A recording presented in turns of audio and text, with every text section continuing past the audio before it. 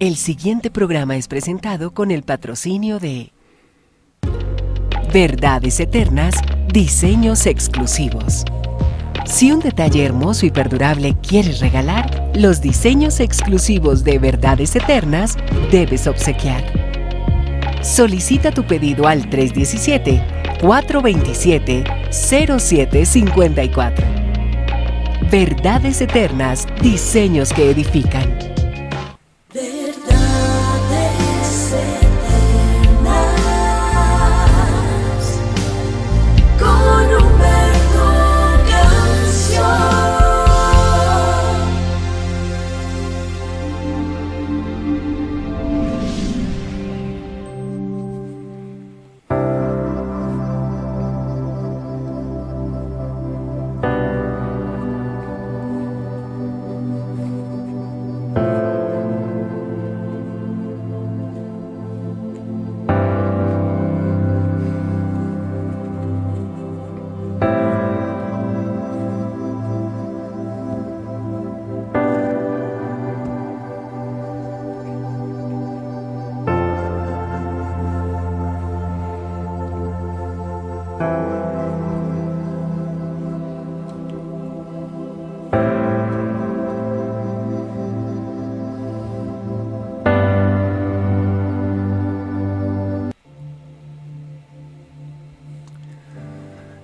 Padre nuestro que estás en los cielos, santificado sea tu nombre. Tu nombre es santo. Tú eres digno de ser alabado, de ser exaltado. Príncipe de paz, gran yo soy, altísimo, Dios eterno. A ti sea el honor, a ti sea la gloria y sea la honra. Hoy pedimos, Señor, que tu reino venga, que tu gobierno venga sobre nuestras vidas y que en nosotros no se haga lo que nosotros queremos, sino lo que tú quieres. Hágase tu voluntad, no la nuestra, así en el cielo como en la tierra. Gracias, porque eres un Dios que nos amas y que estás pendiente de nuestra provisión. Tú mismo nos enseñaste a que pidiéramos ese pan nuestro de cada día, que es tu palabra, que es tu guía, que es tu orientación. Pero también habla de una provisión que tú has reservado para nosotros. Envíala hoy. Reconocemos que tú eres Jehová Jireh, el Dios de la provisión. Si llegan recursos a nuestras manos, no es porque trabajamos, es por tu gracia, es por tu amor, es por tu misericordia. Gracias, Padre amado, que en este día tú nos libres de toda tentación, de todo mal, de todo peligro. El enemigo, dice la palabra, que anda como león rugiente buscando a quien devorar.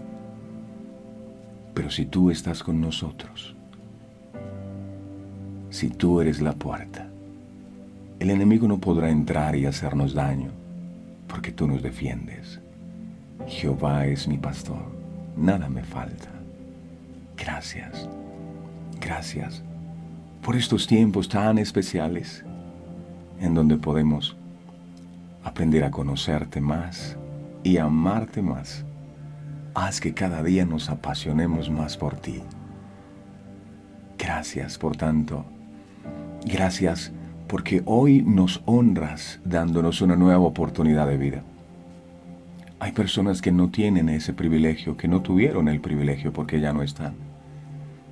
Pero tú sigues confiando en que podemos cambiar, podemos ser personas distintas, mejores esposos, mejores padres, mejores hijos. Y te damos gracias por ese voto de confianza que nos has dado. Te prometemos que lo vamos a aprovechar al máximo. Muchas gracias por todo lo que hoy harás. Nuestros corazones están dispuestos como esa buena tierra para que la palabra que tú hoy traes pueda germinar y dar fruto en nuestros corazones. te amamos y te bendecimos. Tu palabra dice, conoceréis la verdad y la verdad os hará libres. Solo conociendo tu verdad podremos andar en libertad.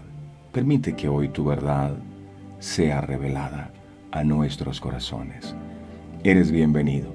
Nos encanta que estés aquí con nosotros, que vayas delante de nosotros, que durante todo el día y siempre tu presencia nunca se aparte de nuestras vidas. Bendice este espacio hoy con tu presencia, con tu unción, con tu favor. Gracias, amado. A ti el honor y la gloria en el nombre del Padre, del Hijo y del Espíritu Santo. Amén y amén. Familia de verdades eternas, es un verdadero honor saludarles. Y no lo digo como una frase de cajón para que usted se sienta bien.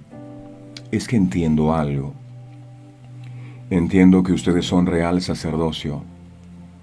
Entiendo que ustedes son pueblo adquirido por Dios, que ustedes son nación santa, que son hijos del Rey de Reyes y Señor de Señores, que son herederos de Dios y coherederos con Cristo.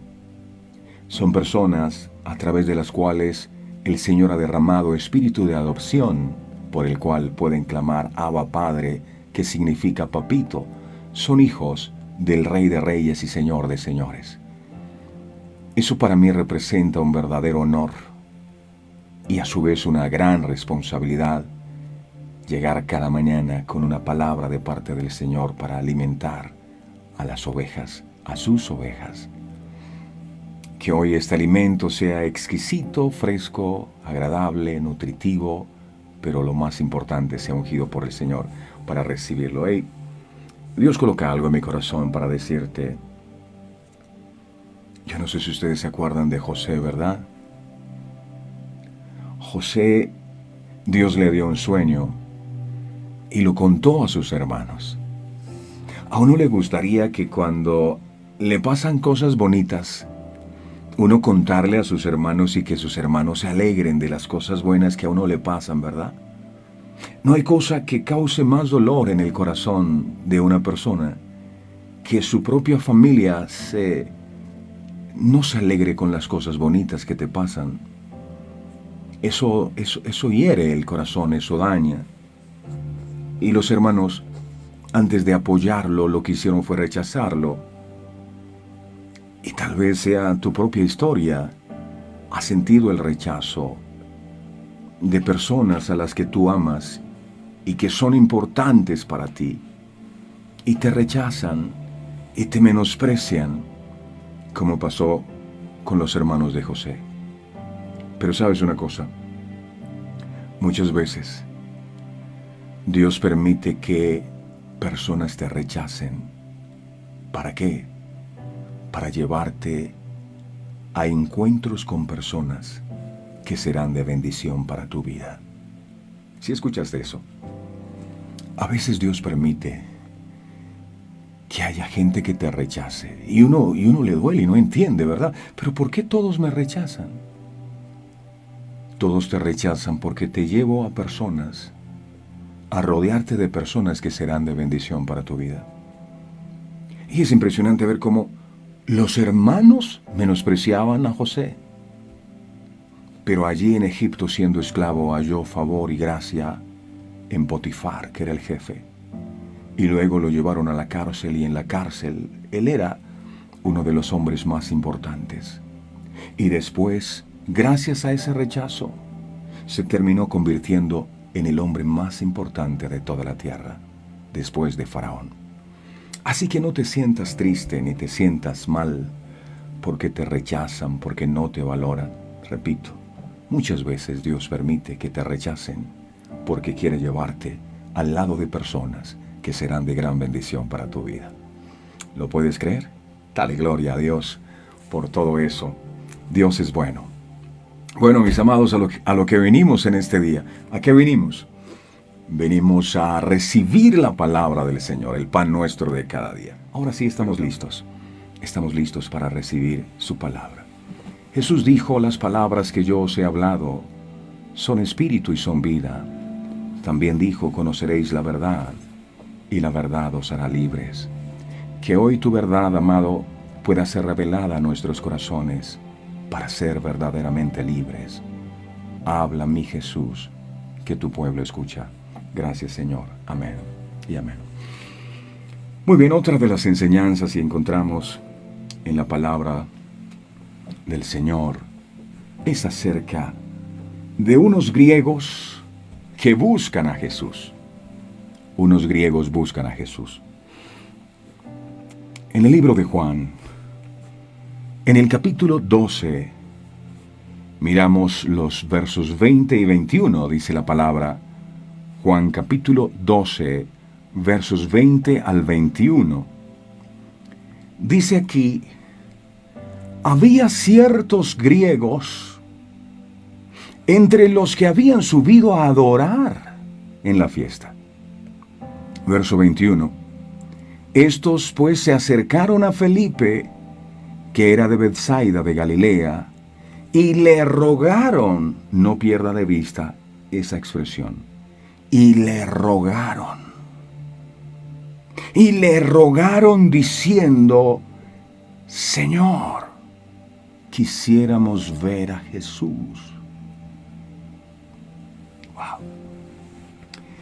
Estando en la semana que era la víspera de la Pascua, unos griegos buscaban a nuestro Señor Jesucristo. Es posible que estos griegos hayan venido de lejos a la fiesta de los judíos con el fin de adorar.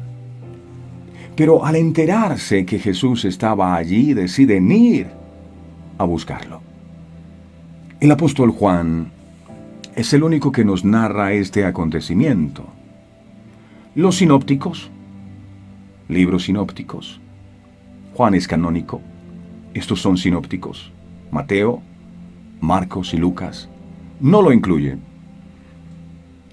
El relato que aquí encontramos es muy breve, pero podemos extraer algunas enseñanzas espirituales de él.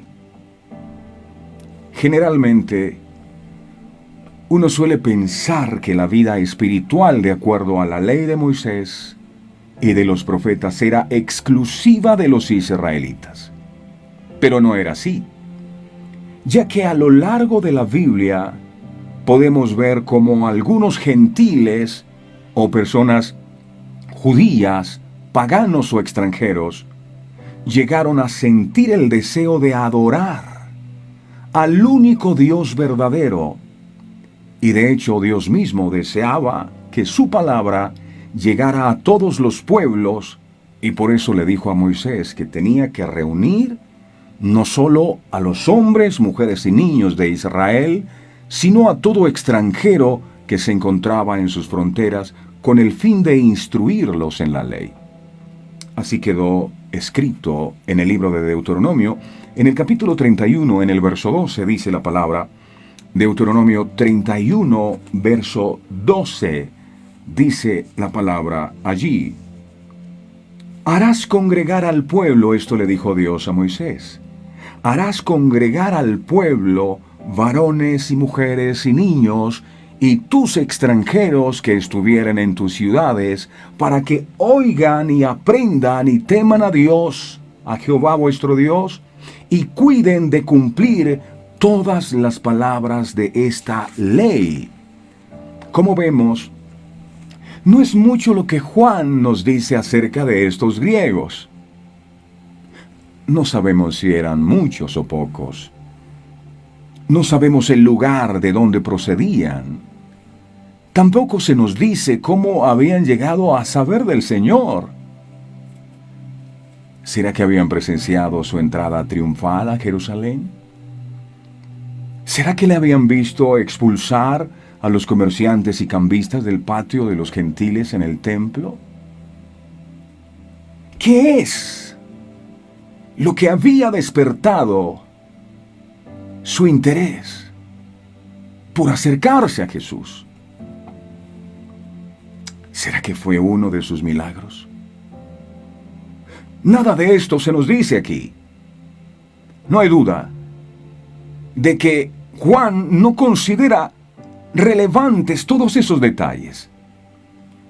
lo único que a él le parece interesante es su condición. No eran judíos, sino griegos. Y por eso dijo el apóstol, unos griegos buscan a Jesús. Y cuando uno lee la Biblia y se encuentra con que unos griegos buscan a Jesús, uno dice, ¿y qué revelación hay en eso? Unos griegos buscan a Jesús. La pregunta es, ¿por qué el apóstol hizo énfasis en que eran griegos? Griegos. Precisamente porque los griegos en su gran mayoría eran politeístas. ¿Qué significa la palabra politeístas? Es decir, creían en más de un Dios. Y me puse a investigar un poco acerca de esta cultura. Y me encontré con que en el panteón olímpico, allí se componía de dioses con poderes específicos y relacionados entre sí. Estos dioses protagonizaban mitos que permitían explicar el mundo. No eran divinidades todas poderosas. Cada una tenía competencias específicas reconocidas por sus fieles. Esta especialización en poderes divinos facilitó en Grecia la asimilación de nuevos dioses procedentes de otros pueblos y culturas. Y sigue pasando cuando usted mira la cultura de los pueblos. Cada pueblo, cada municipio ha sido consagrado a algo, a un santo, a una virgen, a cualquier dios. Y cuando usted empiece, yo le dejo la tarea para que revise. ¿Cuántos dioses hay en India? ¿Cuántos hay en Colombia? ¿A quienes adoran en los municipios y los pueblos? Yo le aseguro que durante un año no terminaríamos de mencionar a tantos dioses que el hombre ha colocado para adorar. Pasaba en aquella época. La religiosidad no se basaba en un sentimiento de fe, ni en la exclusión de unos dioses para asumir otros. El recurso a las distintas divinidades que podían ser reconocidas dependía de las circunstancias y predilecciones de los fieles. Aunque dotados de inmortalidad y de otros atributos especiales, los dioses que ellos mismos habían creado, según la mitología griega, tenían personalidad y defectos humanos.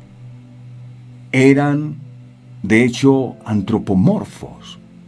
Sus debilidades propiciaban relaciones conflictivas. Entonces, ustedes ven en la mitología como unos dioses estaban agarrados con otros. Y hasta disputas entre ellos.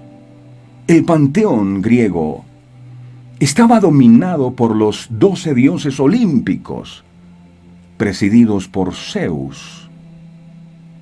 La docena estaba formada por 10 dioses fijos: Zeus, Hera, Poseidón, Ares, Hermes, Hefesto, Afrodita, Atenea, Apolo y Artemisa, y Dios y 2 variables elegidos entre Hades, Dionisios, Demeter y Hestía.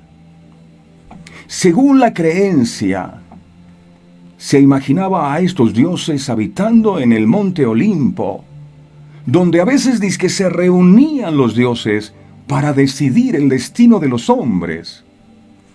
Según la mitología griega, estos dioses podían manifestarse a los humanos de forma sutil, por medio de sueños, presagios, oráculos, palabras casuales y vuelo de los pájaros. Para entender bien sus mensajes se requería la ayuda de adivinos, sacerdotes e intérpretes de sueños. Las desgracias o catástrofes se achacaban a los dioses y era preciso entender sus causas para aplacar la furia divina. Era lo que creían.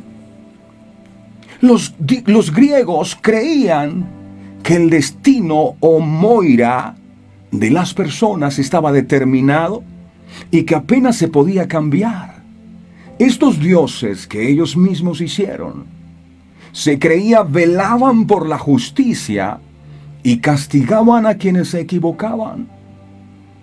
Ellos tenían sus esculturas en sus casas y las ponían en sus templos y las adoraban. Esos eran sus dioses.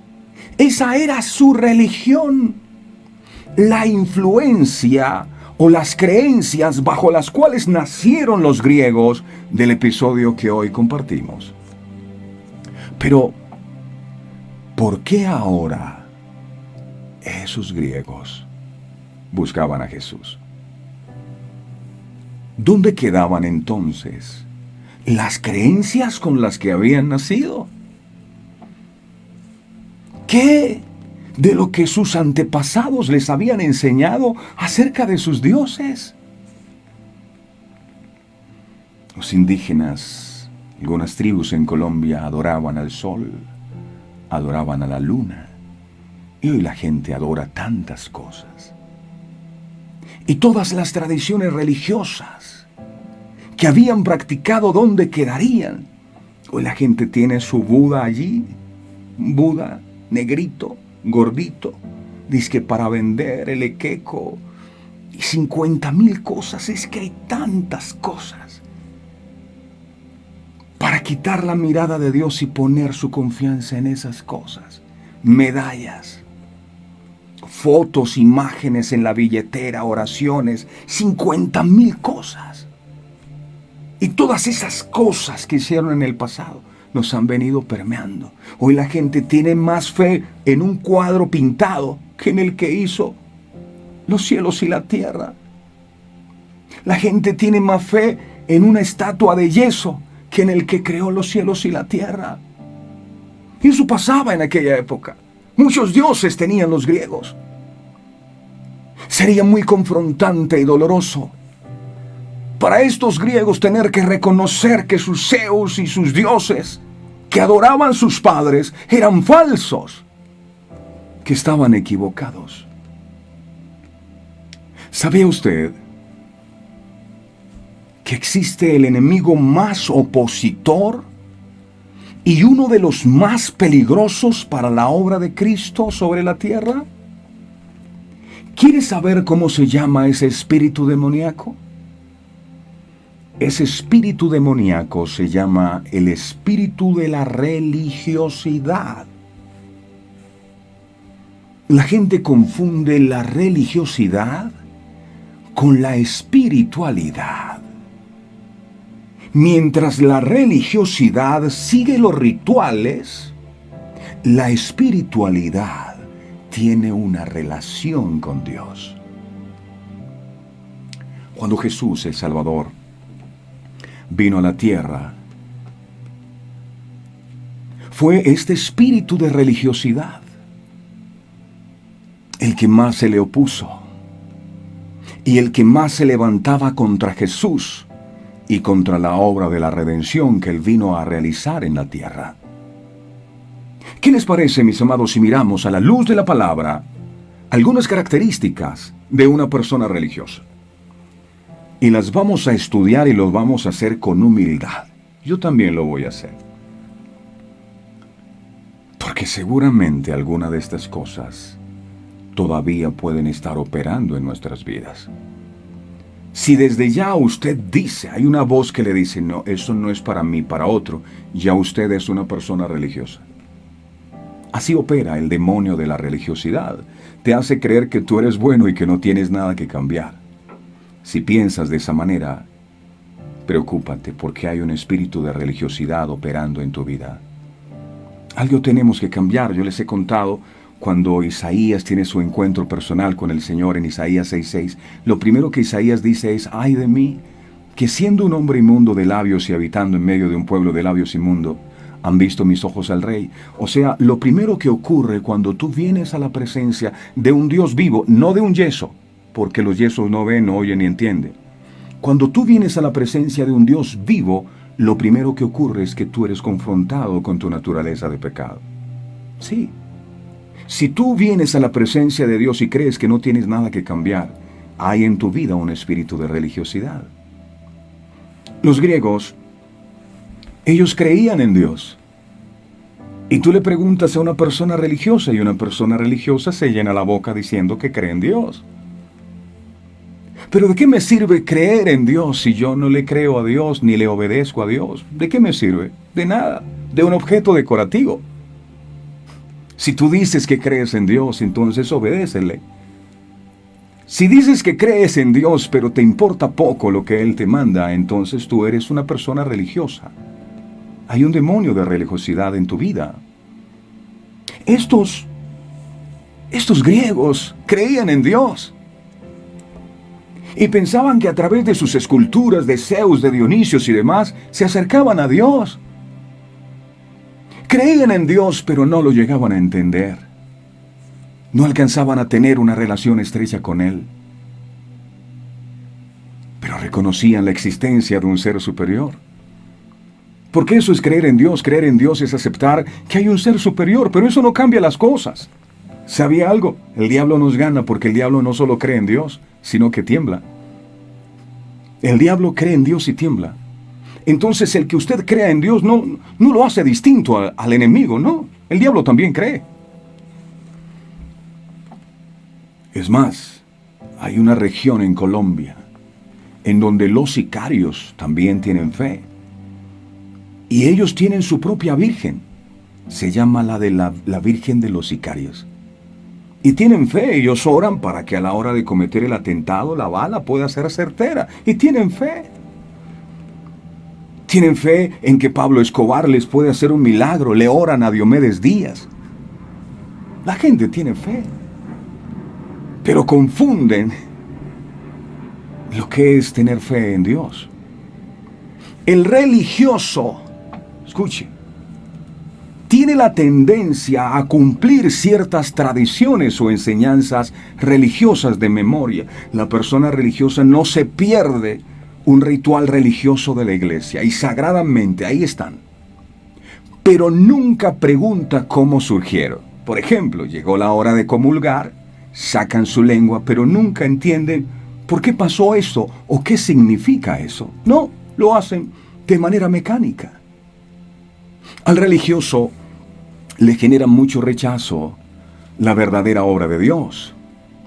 Porque lo que hace el religioso es hacer cosas por superstición o por costumbre y no por devoción. Entonces, borra con el codo lo que escribe con la mano. Y eso produce que la gente se desencante de Dios. ¿Qué es lo que busca el enemigo? Miremos Romanos capítulo 2, verso 21 al 24. Romanos 2, 21 al 24. Dice, tú pues que enseñas a otro, ¿no te enseñas a ti mismo? Tú que predicas, ¿no se ha de hurtar, hurtas? Dice, tú que dices que no se ha de adulterar, adulteras. Tú que abominas de los ídolos, cometes sacrilegio. Tú que te jactas de la ley, con infracción de la ley deshonras a Dios. Porque como está escrito, el nombre de Dios es blasfemado entre los gentiles por causa de vosotros, dice la palabra. La persona que tiene un espíritu de religiosidad se convence de que haciendo algunas cosas o algunos rituales religiosos va a conformar a Dios, a pesar de hacer cosas malas. Pero no engaña a Dios, ni engaña a la gente. Por mucho tiempo, en realidad, no engaña a nadie, se engaña a sí mismo. Hay un pensamiento filosófico que se llama deísmo, que nace precisamente con los filósofos griegos.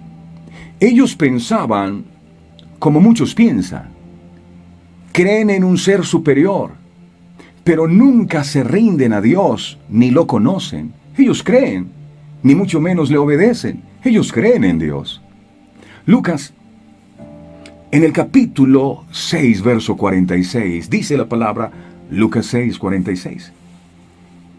Dice la palabra del Señor, ¿por qué me llamáis Señor, Señor, y no haces lo que yo os digo? Es decir, ¿Para qué dices que crees en Dios si te importa poco lo que Dios te manda?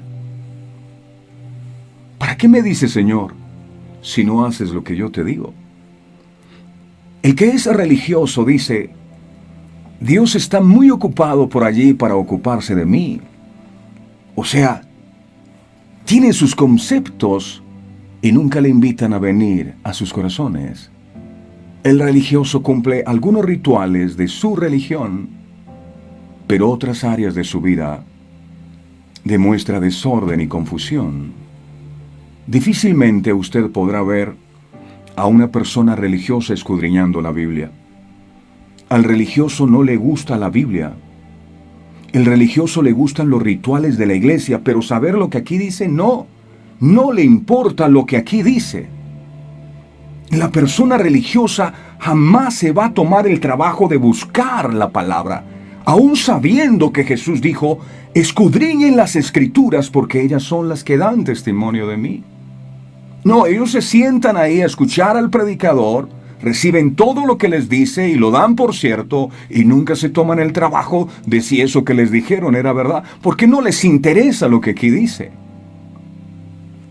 Lo único que da testimonio de Dios es la Biblia, de manera que si usted no sabe lo que dice en la Biblia, usted no conoce a Dios, o tiene otros dioses, o está controlado por un demonio de religiosidad. La realidad es que al no tener comunión con Dios, la persona que tiene un espíritu religioso no cambia cosas profundas y se muestra como una persona que cree, pero que no contribuye positivamente en los planes del Señor. Difícilmente usted va a ver a una persona religiosa cambiar. La persona religiosa puede pasarse toda la vida yendo a la iglesia y su comportamiento sigue siendo el mismo. Nunca hay un cambio. Nunca hay un cambio. Los fariseos y los escribas eran súper religiosos, pero no tenían discernimiento espiritual. No tenían comunión con el Espíritu Santo. Conocían las Sagradas Escrituras, pero no conocían al que inspiró las Sagradas Escrituras. Jesús dijo una memorable frase por allá en Mateo capítulo 9, versos 9 al 13, dijo Jesús, Mateo 9, versos del 9 al 13, dijo Jesús lo siguiente, Mateo 9, del 9 al 13, dice, pasando Jesús de allí vio a un hombre llamado Mateo, que estaba sentado al banco de los tributos públicos, y le dijo, sígueme, y se levantó y le siguió. El verso 10 dice, y aconteció que estando él sentado a la mesa en la casa, he aquí que muchos publicanos y pecadores que habían venido se sentaron juntamente a la mesa con Jesús y sus discípulos. Cuando vieron esto, los fariseos dijeron a los discípulos, ¿por qué come vuestro maestro con los publicanos y pecadores? Al oír esto Jesús les dijo, los sanos no tienen necesidad de médico, sino los enfermos. Id pues y aprended lo que significa, misericordia quiero y no sacrificio, porque no he venido a llamar a justos, sino a pecadores, al arrepentimiento, dijo Jesús. El religioso hacía sacrificio de animales, pero no conocía el amor de Dios, ni practicaba la misericordia. Miremos el libro de Génesis capítulo 4, por favor, Génesis 4:7. Vamos a hablar de Caín. Mira qué pasó. Caín es el primero que toma la decisión de ofrendar a Dios. La idea de ofrendar a Dios no fue de Abel, sino fue de Caín, fue el primero. Y Dios no se agradó de la ofrenda de Caín, sino de la de Abel. Y esto sucedió. Génesis 4:7. Génesis 4:7 dice, porque él se enojó porque Dios no se agradó de su ofrenda. Y le dijo Dios, si bien hicieres, ¿no serás enaltecido? Y si no hicieres bien, el pecado está a la puerta. Con todo esto, a ti será su deseo y tú te enseñorearás de él. Caín ofreció sacrificios a Dios, pero no tuvo misericordia de su hermano. Eso se llama religiosidad. Él dijo, no, yo ofrendo a Dios y yo estoy bien con el Señor, aleluya, alabado sea su nombre. Yo me confieso, yo comulgo, yo estoy en la iglesia, amén. Pero su corazón estaba lleno de odio. El religioso hace sacrificios, pero nunca se aparta del pecado, nunca. Nunca. No deja el pecado. Por eso podemos decir que el religioso tiene graves conflictos en su interior, sin solucionar. Es por eso que no tiene paz. Es por esto que critica, ataca. Y como Caín, guarda odio en su corazón y no perdona. Guarda envidia hacia los posibles competidores, sobre todo a los que tienen éxito. Pero va a la iglesia. Dice la Biblia que Caín guardaba odio en su corazón, de tal manera que mató a su propio hermano, pero él presentó un holocausto al Señor. Así es el religioso. Tiene tremendos sentimientos que le llevan a hablar mal de uno y de otro, a criticar, a murmurar, a señalar, pero va a la iglesia. No es que yo oro. Sí, los religiosos también oran. El religioso puede ir a la iglesia, pero odia. Aquellos que tienen éxito en el campo espiritual. El religioso se la pasa envidiando ministerios, viendo cómo otros ministerios prosperan y cómo son fructíferos, y el de ellos no.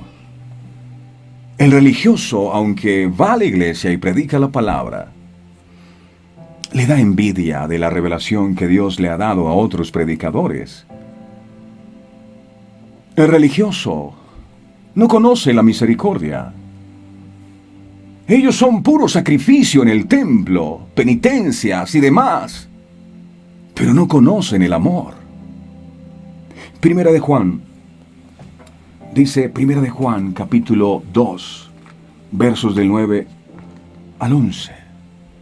Yo oro al Señor, pero es que a mí el que me la hace me la paga. Yo no perdono lo que mi marido me hizo, ni la mujer con la que me engañó, pero yo amo al Señor, aleluya. Y yo diezmo y yo ofrendo, puede hacer lo que sea. Pero si no tiene amor, Dios no se va a agradar de su ofrenda.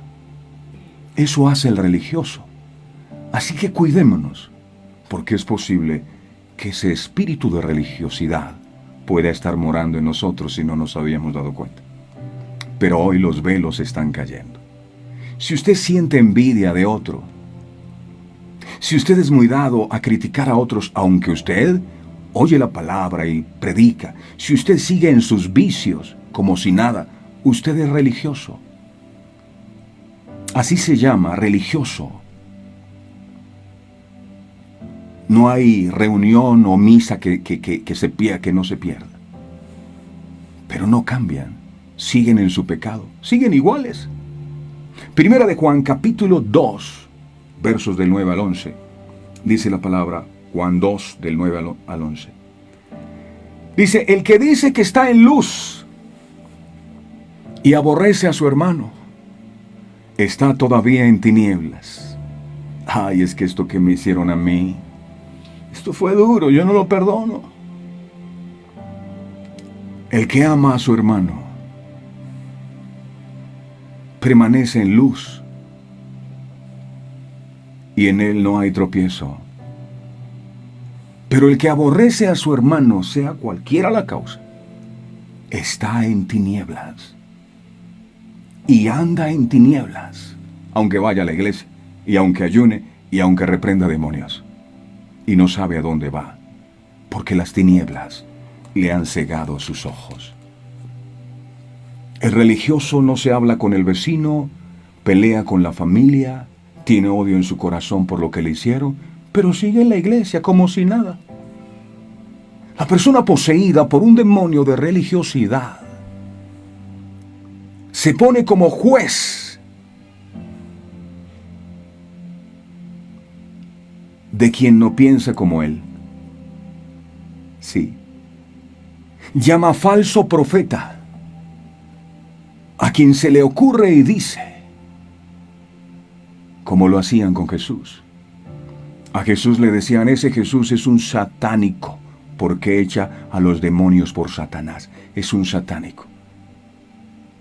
La gente dice de nosotros muchas cosas por el espíritu de religiosidad. Algunos llegan, oye, pastor, es que yo escuché en verdades eternas una palabra que me confrontó y dice el pastor religioso, eso es del diablo, hermano, eso es el diablo. Ese mensaje del diablo. Lo mismo decían de las redes sociales, que las redes sociales eran del diablo. Y ahora, como los templos encerrados tienen que predicar a través de las redes sociales.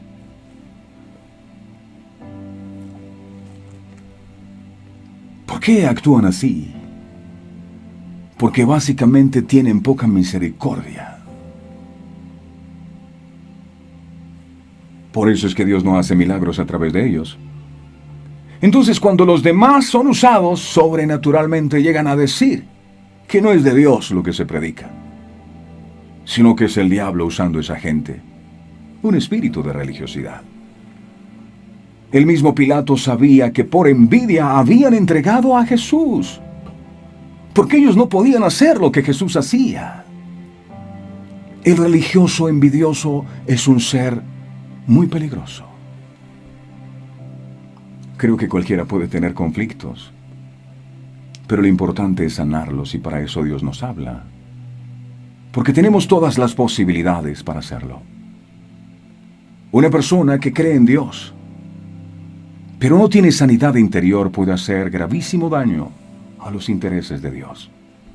Mateo, capítulo 23, verso 27. Mateo 23, 27. Dice, ¡ay de vosotros, escribas y fariseos, hipócritas! Lo dijo Jesús. Porque sois semejantes a sepulcros blanqueados, que por fuera a la verdad se muestran hermosos, mas por dentro están llenos de huesos de muertos y de toda inmundicia. Pregunto, ¿qué podrá salir de la boca de una persona que por dentro está muerta? Escuche cómo habla. Una persona que por dentro está podrido ya, habla queja. Escúchele hablar, habla negativismo, habla desesperanza, habla crítica, habla juzgamiento, habla temor, derrota, fracaso. Cuando usted oye a una persona hablar así, diga, wow, hueles mal. Según este texto, el religioso no tiene frutos verdaderos. Mateo capítulo 7, verso 15 al 20 dice, Mateo 7, 15 al 20 dice, guardaos de los falsos profetas, que vienen a vosotros con vestidos de ovejas, pero por dentro son lobos rapaces. Por sus frutos los conoceréis. ¿Acaso se recogen uvas de los espinos o higos de los abrojos? Así, todo buen árbol da buenos frutos, pero el árbol malo da frutos malos. No puede el buen árbol dar malos frutos, ni el árbol malo dar buenos frutos. No, si el árbol es de papaya, va a dar papayas. Algunos, siendo árboles de papaya, quieren dar cocos, no pueden. Todo árbol que no da buen fruto es cortado y echado en el fuego. Así que por sus frutos, dijo Jesús, los conoceréis. El religioso tiene apariencia de piedad, pero no tiene frutos para ayudar a los demás. No. Aparentemente ama mucho a Dios, pero no ama a su prójimo. Por eso Dios no lo puede usar para sanar a la gente, ni tampoco para liberar. Sencillamente porque no tiene misericordia. El religioso no fluye en lo sobrenatural, pero critica a todos los que llevaban liberación a la gente. Y genera sospechas hacia las personas que tienen un estilo distinto o que tienen estrategias diferentes para ganar a la gente para Cristo.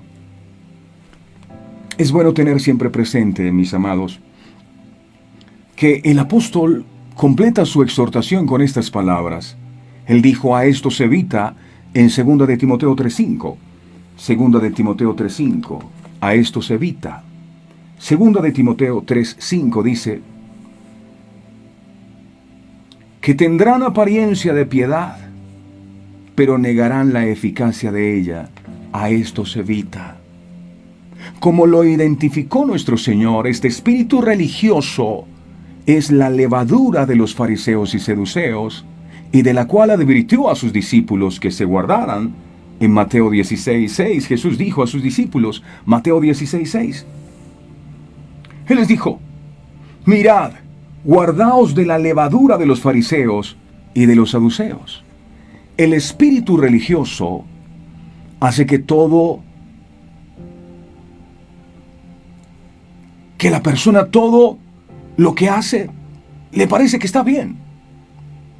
Pero cuando utiliza el discernimiento de espíritu, uno ve la realidad, que es la carencia o ausencia de la poderosa obra del Espíritu Santo. Usted quiere identificar a una persona religiosa. La persona religiosa siempre te dice que está bien. No, yo estoy bien, yo estoy bendecido, estoy en victoria, estoy sobrenatural. Nunca reconoce que algo está mal, porque el orgullo que mora dentro de su corazón se lo impide. Este tipo de personas se muestran fuertes, no porque tengan fe, sino para que no los vean débiles. Ellos siempre están por encima del bien y del mal, y usted les pregunta, no, yo estoy bendecido. Y uno dice, pero a estas personas nunca les pasa nada. Todo lo que les pasa es bueno. Y repito, no es fe, es que no quieren mostrarse débiles ante los demás y quieren demostrarle a los demás que ellos están por encima del bien y del mal. No, nosotros somos seres humanos y también pasamos por luchas. Un espíritu religioso es un demonio que busca sustituir la comunión y el poder del Espíritu Santo en la vida del creyente. Su objetivo consiste en hacer que entre los miembros de la iglesia haya apariencia de piedad, pero la negarán la eficacia de ella, como dice 2 de Timoteo 3:5 que leímos. Una de las características más engañosas del espíritu de religiosidad se fundamenta en el celo por Dios. Tenemos la tendencia a pensar que el celo por Dios no puede ser malo, pero eso depende de la causa por la que seamos celosos por Él. Hay gente que no gusta de otras religiones, por ejemplo. Se odian y ellos dicen que es por el celo de Dios. Ven a un testigo de Jehová y lo sacan a patadas, porque es que es el celo de Dios. Y los que no creen en lo que ellos creen, entonces es un problema, y así pasa con católicos y cristianos enfrascados en una guerra. Como si el Señor Jesucristo hubiese venido a este mundo a hablar de religiones. No. Como el apóstol escribió de sus hermanos judíos, en el libro de Romanos capítulo 10, verso 2, dijo lo siguiente, Romanos 10:2. Porque yo les doy testimonio de que tienen celo de Dios, pero no conforme a la ciencia. Hay gente que por el celo de Dios, por allá en el Medio Oriente, se colocan unas bombas y se estallan en el nombre del Señor para acabar con aquellos que no tienen su religión. Eso no es de Dios. Nadie en el mundo oraba más, ayunaba más, leía tanto las Escrituras, ni tenía una mayor esperanza en la venida del Mesías que los fariseos. Pero a su vez, ellos fueron los mayores y más grandes oponentes de Dios. Lea la Biblia y de su Mesías cuando Jesús estaba en la tierra. Es impresionante ver cómo en la entrada triunfal a Jerusalén ellos sacaban palmas y ¡oh, bendito el que viene en el nombre del Señor! Y esos mismos momentos más adelante estaban diciendo, liberen a Barrabás y crucifiquen a Jesús. Eso hace el espíritu de la religiosidad. Es posible discernir nuestros frutos y no descansar hasta lograrlos, pero el espíritu religioso ha procurado apagar todo avivamiento y todo mover del Espíritu de Dios, y eso es porque no le interesa el avivamiento, ni le interesa la salvación de la gente. Sí, la gente que vaya a la iglesia, él es feliz. Satanás es feliz con que usted vaya a la iglesia, con que usted practique todos los rituales de la iglesia, con tal de que no se salve y de que la verdad de Dios no le sea revelada. Como casi todas las fortalezas del enemigo, el espíritu religioso levanta su obra sobre dos cimientos básicos. Uno, temor. Y número 2, orgullo. El espíritu religioso busca hacer que sirvamos al Señor a fin de obtener su agrado. Por tanto, el espíritu religioso basa su relación con Dios sobre una disciplina personal en vez de cimentarla en la fe del sacrificio de Cristo. El orgullo y el temor causan graves daños a la vida espiritual del creyente, y su liberación, por regla general, es un proceso bastante largo. Un espíritu religioso se fundamenta en el orgullo. Se evidencia por el perfeccionismo. El perfeccionista ve todo como blanco y negro, no hay grises para él, no hay otros colores. Esto conduce a graves desilusiones cuando nos lo imponemos a nosotros mismos o fijamos estos mismos parámetros para los demás. La gracia verdadera, mis amados, auténtica y genuina, imparte una verdad que da libertad y muestra el camino para salir del pecado o para llegar a niveles más altos de madurez espiritual. El individuo con un espíritu religioso, por lo general, puede indicar precisamente todos los efectos en los demás, pero no los propios. Allí usted se da cuenta, la persona que es religiosa, usted la escucha hablar y siempre está hablando de los demás. El problema es de los hijos, el problema es de la familia, el problema es del esposo, el problema es del país, el problema es de los demás. Nunca se da cuenta que el problema puede ser usted mismo. Quiere que todo el mundo cambie, pero no cambia él. Alguien dijo, si tú quieres que el mundo cambie, cambia tú primero, porque tú eres parte del mundo. La persona religiosa siempre está viendo problemas en los demás. No, ¿cuál es su problema? Es que es la mujer mía la mala. ¿Cuál es su problema? Es que es el marido mío. Nunca dicen, fui yo. Yo reconozco cuando Dios llama a Adán. Adán, ¿qué pasó? Adán dice, no, yo no fui, fue Eva. Eva, ¿qué pasó? Yo no fui, fue la serpiente. Nunca reconoce la persona religiosa que se equivoca. Él siempre tiene la razón. Le cuesta reconocer que es un ser humano imperfecto y que también se equivoca. Eso es una persona religiosa. La persona religiosa es capaz de indicar todos los problemas con seguridad, pero usualmente no ofrece soluciones. Y son solo observaciones negativas. Estos hombres griegos, dice la Biblia, que rogaron porque querían ver a Jesús, poniendo a Jesús, óigase bien, por encima de sus creencias, por encima de los dioses que sus padres les habían enseñado, con tal de ser alcanzados por la gracia salvadora que Él ofrecía en sus mensajes. Y es precisamente lo mismo que el Señor espera de nosotros, porque la religiosidad ha sido la que precisamente le ha impedido al hombre poder entregarse a Jesús por completo con todo su corazón. Estos griegos pudieron haberse aferrado a su religión. Estos griegos pudieron haberse aferrado a su tradición, pero pudieron entender que Jesús no era ni religión ni tradición que habían aprendido de sus antepasados.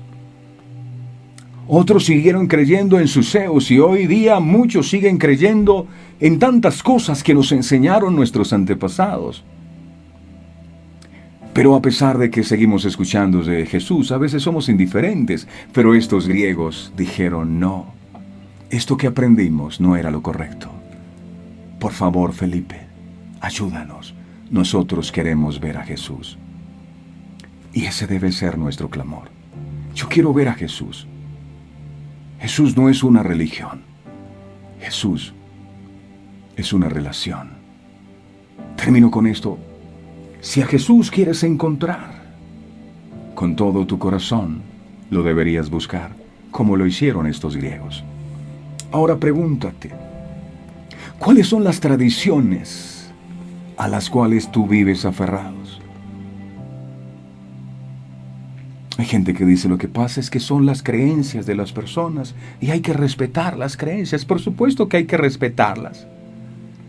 Pero si son equivocadas hay que decirlo. Sí. Usted puede creer, usted puede tener su creencia que si se arroja de un edificio, usted usted va a evitar los dolores que pueda estar sufriendo. Pero yo le puedo decir, según lo que está escrito en la Biblia, que si una persona toma la decisión de suicidarse, lo que va a hacer es que un problema que fue momentáneo se termine convirtiendo en un dolor eterno. Ahorita acaban de aprobar la eutanasia, entonces que le den licencia para morir dignamente, ¿no? Uno tiene que vivir dignamente. Dios es el que decide el día que nosotros no, pero es que es mi dolor, es el dolor de las personas, sí, es su dolor. Y eso es lo que usted cree, pero ese dolor que, repito, es momentáneo y que Dios puede sanarlo, se puede terminar convirtiendo en un dolor que no es por un día, dos, sino un dolor por toda la eternidad, porque cuando vaya a la presencia, lo primero que le van es a cerrar la puerta en la cara, porque le van a decir, ¿y usted por qué se quitó la vida? ¿Por qué se mandó a matar? ¿Acaso usted es Dios? Entonces, el dolor que tenía aquí, allá será eterno. Entonces, yo respeto lo que usted cree, pero tengo que decirle la verdad. Usted decide. Amén. Padre, gracias te damos por tu santa y bendita palabra. Aquí nos has traído para hablar la verdad. Y tú dices en tu palabra, conoceréis la verdad, y la verdad os hará libres. Yo quiero pedirte perdón con todo mi corazón, porque es posible, Señor, que yo haya caído en alguno de esos comportamientos de una persona religiosa.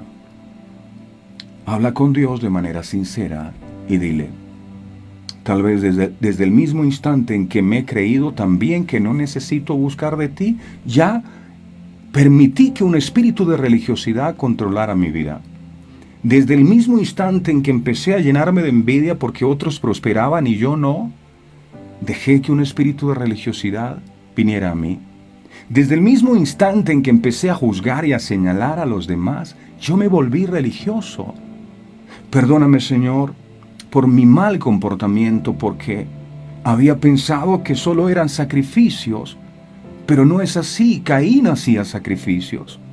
Caín fue el primero que tomó la decisión de ofrendar, pero no agradó tu corazón, porque la actitud de su corazón no era la correcta. Quería que tú te agradaras de él, aún tú sabiendo que él se levantaría de sus rodillas e iba a asesinar a su hermano. Yo no quiero ser una persona religiosa, Señor. Yo no quiero decir que recibo tu palabra, que voy a la iglesia, que tengo comunión contigo, pero lleno de odio y rencor por las personas que me han hecho daño. Hoy ya no soy más religioso, porque aquel que dice que aborrece a su hermano, la luz tuya no está en él. Así que te suplico en este día, amado, que arranques de mi corazón toda tiniebla y que me permitas entender que si verdaderamente yo tengo comunión contigo, yo debo amar a mi prójimo a pesar de sus diferencias, a pesar de que no piense como yo ni actúe como yo. Ayúdame, Señor, a bendecir al que está siendo bendecido por ti y a no llenarme de rencor porque le va bien a pesar de todas las cosas. Hoy, espíritu de religiosidad, te hablo en el nombre poderoso de Jesús. Hoy te ato, te ligo y te encadeno y te echo fuera de mi vida. No te acepto más. Te vas de mi vida, de mi casa y de mi familia en el poderoso nombre de Jesús. Toda religiosidad, toda tradición que aprendimos y que colocamos esos dioses pensando que era Dios, hoy rompemos toda alianza de maldición generacional que habíamos tenido con la idolatría y tomamos la determinación, como lo hicieron estos griegos, de buscarte solamente a ti. Pon en nuestro corazón eso que colocaste en estos hombres para que te hubiesen buscado de la manera como lo hicieron. Ellos rogaban que a partir de este día nosotros roguemos verte a ti, no solo escuchar de tus historias, sino tener una experiencia personal contigo. Gracias, Padre. Gracias, Hijo, y gracias, Espíritu Santo. Amén y amén. Estos griegos le rogaban a Felipe. Queremos ver a Jesús. No queremos escuchar de Jesús. Queremos verlos con nuestros ojitos. Ahí está el secreto. Que tú puedas ver a Jesús. ¿Y dónde lo puedes ver? En las Escrituras. Jesús dijo, escudriñalas, porque ellas son las que dan testimonio de mí. A través de ellas es que me puedes conocer. A través de ellas es que puedes ver la obra que yo vine a realizar en este mundo. El religioso no lee la Biblia porque no le interesa lo que ahí dice. Pero hoy el velo de la religiosidad ha sido rasgado y Dios nos ha permitido entender lo que esto significa. Ahí en nuestro canal de YouTube que se llama Verdades Eternas con Humberto Cancio. Suscríbase al canal, por favor, comparte con sus amigos, la página de Facebook también. Escríbanos al 317-427-0754, que es nuestro WhatsApp, para que haga parte de nuestra lista de difusión y siga recibiendo los mensajes que compartimos. A todos ustedes, feliz y bendecido día. Que hoy podamos ser como esos griegos. Vamos a buscar a Jesús. Yo quiero verte. Yo quiero verte. Este es el tiempo. Dios les bendiga a todos. Este programa fue presentado con el patrocinio de Verdades Eternas, Diseños Exclusivos. Si un detalle hermoso y perdurable quieres regalar, los diseños exclusivos de Verdades Eternas debes obsequiar. Solicita tu pedido al 317-427-0754. Verdades Eternas, diseños que edifican.